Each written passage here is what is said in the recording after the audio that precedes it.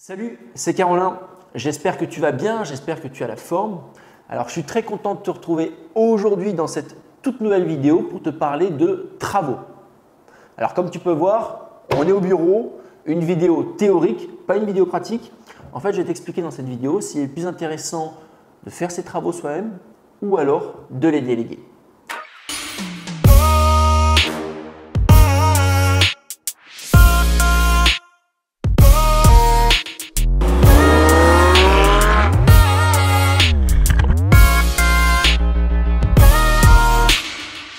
Il faut toujours avoir une vision globale de sa situation actuelle et de ses investissements. Est-ce que je vais faire un investissement locatif? Est-ce que je vais faire une opération d'achat-revente? Si je fais une opération d'achat-revente, sous quel statut je vais le faire? Résidence principale? Résidence secondaire? Marchand de biens? Est-ce que j'ai l'argent disponible pour faire ces travaux? Est-ce que je ne peux pas faire un crédit supplémentaire pour ces travaux? Je te rappelle qu'aujourd'hui, on a la chance d'avoir la possibilité de faire des crédits travaux qui sont indexés exactement aux mêmes conditions que les crédits immobiliers. C'est-à-dire que si demain tu achètes un bien immobilier 100 000 euros, tu fais un prêt de 100 000 euros pour ton bien, tu pourrais rajouter à la banque donc une demande de crédit de 20 000 euros pour ton enveloppe travaux et ce crédit travaux sera aux mêmes conditions que ton crédit immobilier. C'est-à-dire que tu peux avoir par exemple 20 000 euros à moins de 2% d'intérêt sur 20 ans, ce qui te fait des mensualités tout à fait acceptables. Donc si aujourd'hui tu penses être un petit peu juste pour tes travaux, garde en tête que tu as la solution du crédit travaux. Alors moi, lorsque j'ai fait mes premières opérations d'achat-revente, j'ai souvent fait mes travaux moi-même. Ça n'a pas forcément été la meilleure option. Premièrement, pour une question de ce que j'appelle le coût d'opportunité. C'est le temps que tu vas passer à faire une tâche, tu pourrais peut-être passer ce temps à en faire une autre qui serait plus rentable. Je te prends mon exemple. Moi, j'avais acheté un studio que j'ai transformé en 2 pièces. J'ai voulu faire un maximum de travaux moi-même. J'ai perdu du temps. Dans, je dirais, 50% des cas, ce que je faisais, ce n'était pas forcément super. Donc, je devais refaire passer un artisan derrière. Au final, je n'ai pas énormément économisé sur ma rénovation. Et si je compte le temps que j'ai passé dessus, alors que j'aurais pu utiliser ce temps à faire autre chose de plus rentable, honnêtement, j'aurais plutôt dû faire autre chose. Alors, dans ma situation à l'époque, moi, comme je voulais vraiment devenir marchand de biens et faire énormément d'investissements immobiliers, j'ai voulu aussi faire un maximum de travaux moi-même pour apprendre. Mais aujourd'hui, avec toutes les vidéos que tu as sur Internet, moi, dans ma formation, par exemple, je propose un gros module travaux où je t'explique tout de A à Z. Ça suffit. Si tu veux suivre tes travaux, tu peux les suivre de loin, tu peux poser des questions à l'artisan, mais tu n'es pas obligé de mettre la main à la pâte pour apprendre. Deuxième chose, donc après ce qu'on vient de voir, le coût d'opportunité, c'est les différentes stratégies. Alors, on va commencer par la stratégie de l'achat-revente. Si tu achètes aujourd'hui un bien en résidence principale, que tu le rénoves toi-même et que tu le revends en dégageant une plus-value, tu ne seras pas imposé sur la plus-value. En résidence principale, tu achètes un bien 100, tu dépenses par exemple 20 000 euros de travaux, tu revends 200, sur ces 80 000 euros, tu ne paieras pas d'impôt sur ta plus-value.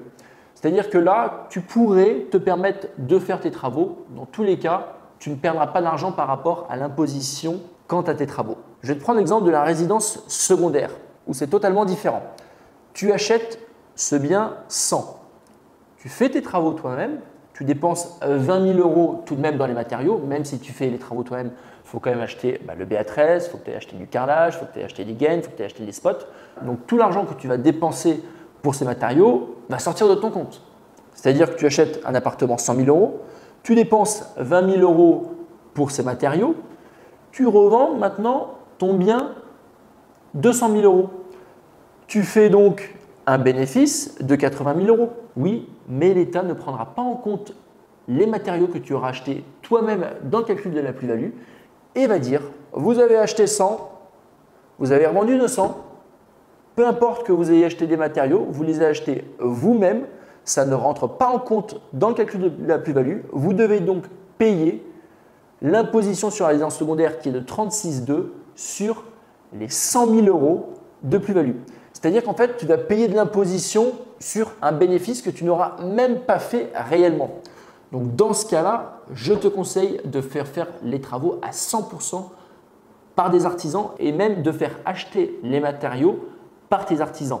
Puisque cette fois-ci, si tu présentes une facture travaux, celle-ci pourra être déductible de ton bénéfice imposable. Alors maintenant, si tu souhaites faire une opération d'achat-revente en marchand de biens, encore une fois, je te conseille de faire les travaux. Pourquoi? Puisque tes travaux seront déductibles de ton bénéfice imposable.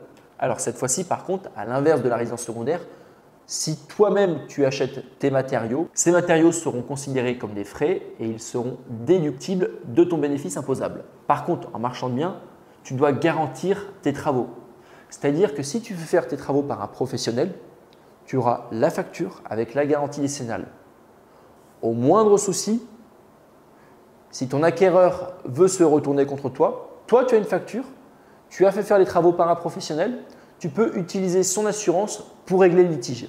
Si tu as toi-même fait les travaux, tu devras les refaire faire toi-même ou cette fois-ci appeler un artisan et donc repayer une fois. Donc je te récapitule. Pour l'achat-revente, je dirais que la seule option dans laquelle tu pourrais faire tes travaux toi-même, c'est pour une résidence principale. Résidence secondaire, marchand de biens, délègue à 100% tes travaux. Voyons maintenant pour l'investissement locatif. Est-ce qu'il est plus intéressant de faire les travaux soi-même ou est-ce qu'il est plus intéressant de les faire faire? Encore une fois, moi je conseille de les faire faire. Première raison, en cas de problème, en cas de litige, si un locataire se plaint d'une malfaçon, tu as ta facture travaux, tu as les garanties décennales des artisans, tu as simplement à appeler l'artisan, il reviendra faire le travail, tu n'auras pas de déplacé, tu n'auras rien à payer.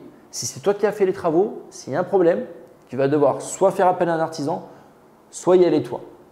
Ça te coûtera du temps et de l'argent.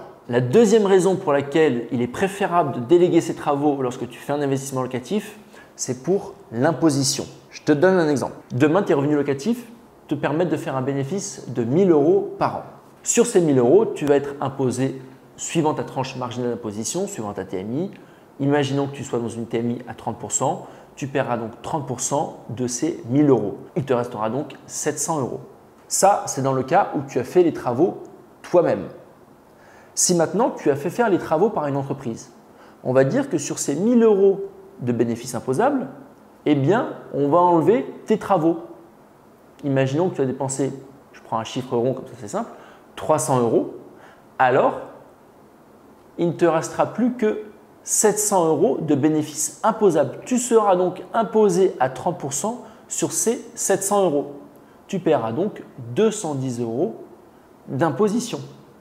Qu'est-ce que ça veut dire? Ça veut dire qu'en fait, lorsque ton artisan va te présenter un devis et que tu souhaites faire un investissement locatif, eh bien, tu pourrais enlever 30% de ce devis puisque ces 30% correspondent à l'imposition que tu vas économiser par la suite lors de tes revenus locatifs. Donc, pour un investissement locatif, honnêtement, moi, je te conseille plutôt de déléguer tes travaux, sachant que par rapport au prix qu'on va te proposer, eh bien, tu pourras enlever l'imposition qui te sera imputée. Pour résumer, je dirais que le seul cas où il est intéressant de faire les travaux soi-même, c'est si tu souhaites faire une opération d'achat-revente en résidence principale. Dans tous les autres cas, honnêtement, délègue tes travaux.